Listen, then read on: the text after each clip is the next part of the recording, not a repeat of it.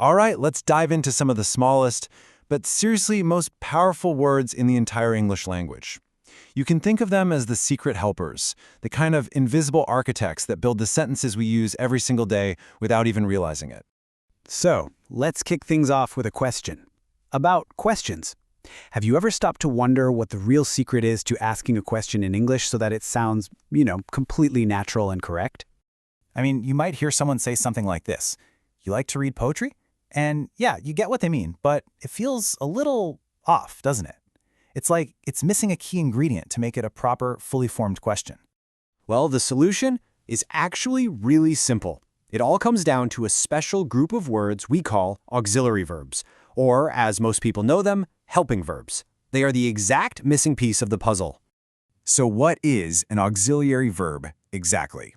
Okay, think of it like this. If the main verb in a sentence is the hero of the story, then the auxiliary verb is its ultimate sidekick, the one it just can't function without. Okay, here's the more official definition. An auxiliary verb is just a helping verb that works side by side with the main verb. Its whole job is to help form different tenses, create negative statements, and, you guessed it, ask questions. And this just shows their teamwork perfectly. A word like was or have, well, it doesn't mean a whole lot by itself. But you pair was with a word like chirping, or have with made, and boom, suddenly you have a complete, meaningful idea. They really do need each other.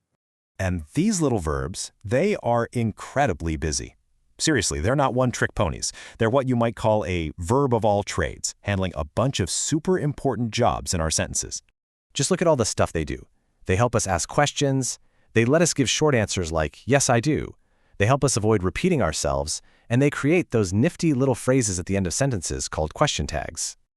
Let's actually zoom in on that last one for a second, because question tags are one of their coolest jobs, and it's something we all use in conversation without even thinking about it. They're just a fantastic example of these verbs in action. Here we go, a perfect example. Alicia is looking pretty in her pink suit, isn't she? You see that little isn't she at the end? The auxiliary verb is gets a second job here, creating a mini question that's really just looking for agreement. It's such a brilliant conversational shortcut. And here's another one, this time with a different helper. You love adventure sports, don't you? In this case, the auxiliary do is the one that steps in to make the tag. This is exactly the kind of thing that makes spoken English flow so well. Okay, so who are these master helpers? Well, the main crew, the ones doing most of the heavy lifting, are actually just three verbs: be, have, and do. So let's meet the team.